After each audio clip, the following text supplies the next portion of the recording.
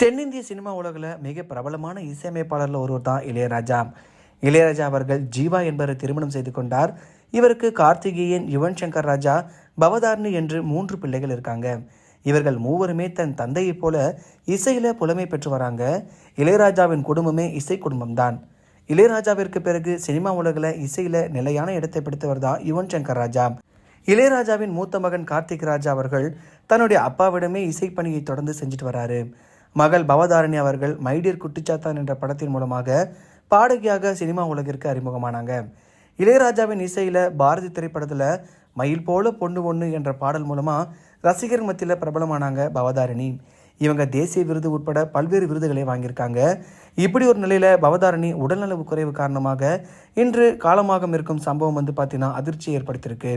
பவதாரணிக்கு புற்றுநோய் இருந்திருக்கிறது. இதற்காக அவங்க சமீப காலமாக இலங்கையில் ஆயுர்வேத சிகிச்சை எடுத்துகிட்டு வராங்களாம். கிட்டத்தட்ட கடந்த 5 மாதங்களாக அவங்க இலங்கையில் சிகிச்சை மேற்கொண்டு வந்ததாக கூறப்பட்ட நிலையில் கடந்த ஜனவரி 26ஆம் தேதி காலை 5 மணி அளவில் அவங்க காலமாகி இருக்கிறாங்க. அவங்க வயசு 47. பவதாரணி இறப்பிற்கு பலரும் தங்கள் இரங்கலை நேரில் சென்று தெரிவிச்சிருக்காங்க. இப்படி ஒரு நிலையில் பெண் கல்வி உரிமைகள் விடுதலை எனும் தலைப்பில் விழிப்புணர்வு பாடல் ஒன்றிற்கு பவதாரணி இசையமைத்திருக்காங்க. அந்த வீடியோ பள்ளிக்கல்வித்துறை அமைச்சர் தனது எக்ஸ் தளத்தில் பதிவிட்டிருக்காரு. இது குறித்து அமைச்சர் அன்பில் மகேஷ் தனது எக்ஸ் பக்கத்தில் ஒரு பதிவை போட்டிருக்காரு. அதில் தமிழர்களின் பெருமை ஐயா இசைஞானி இளையராஜா அவர்களை அன்பின் நிமித்தமாக சந்தித்தோம். பெண் கல்வியையும் பெண் உரிமையையும் வலியுறுத்தும் விதமாக தமிழ்நாடு பள்ளி கல்வியால் பெண் கல்வி உரிமைகள் விடுதலை எனும் தலைப்பில் விழிப்புணர்வு பாடல் தயாரிக்கப்பட்டது. அப்பாடல் உருவாக்கத்தில் சகோதரி பவதாரணி அவர்களின் இசை பங்களிப்பு குறித்து நன்றியோடு எடுத்துரைத்தோம். அன்போடு வரவேற்று இசையோடு எங்களை வழி அனுப்பி வைத்தார்னு சொல்லியிருக்காரு. பவதாரணி பாடகி மட்டும் இல்லாமல் பல படங்களுக்கு இசை அமைச்சிருக்காங்க. அதிலும் இவங்க இசையமைச்ச முதல் படமே இங்கிலீஷ் படம் தான்.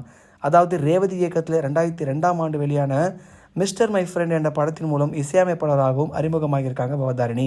அதனைத் தொடர்ந்து தமிழ், கன்னடம், இந்தி என்று பல மொழிகளில் 10 படங்களுக்கு இசையமைச்சிருக்காங்க என்பதும் குறிப்பிடத்தக்கது.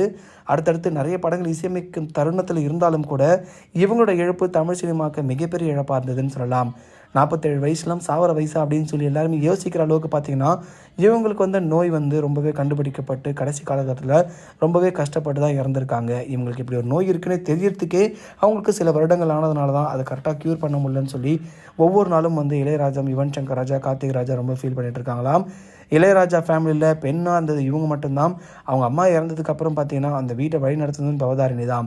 காதல் திருமணம் பண்ணிக்கிட்ட பவதாரணி அடுத்தடுத்து பார்த்தீங்கன்னா நிறைய படங்கள் பண்ணுறதுக்கு வாய்ப்பு இருந்தாலுமே கூட இப்போ நம்மளை விட்டு போனாலும் இவங்களோட பாடல்கள் நம்மளோட மனசில் எப்பவுமே ஒழிச்சு கொண்டு தான் இருக்கும்னு சொல்லி நம்ம சொல்லலாம். தமிழ் சினிமாவில் தவிர்க்க முடியாத ஒரு இசை கலைஞராக இருந்த இவங்க நம்மை விட்டு பிரிஞ்சாலுமே இவங்களோட பாடல் வரிகளும் இவங்களோட வாய்ஸும் இப்போது மக்கள் மத்தியில் நீங்கள் இடம் பிடிச்சிருக்குன்னு நம்ம யோசிக்கலாம். இதை பற்றி உங்கள் கருத்தை கமெண்ட் பாக்ஸில் பதிவு பண்ணுங்கள். மறக்காமல் நம்ம சினி ஜங்ஷன் சேனலை லைக் பண்ணி, ஷேர் பண்ணி, கமெண்ட் பண்ணுங்கள், சப்ஸ்கிரைப் பண்ணுங்கள்.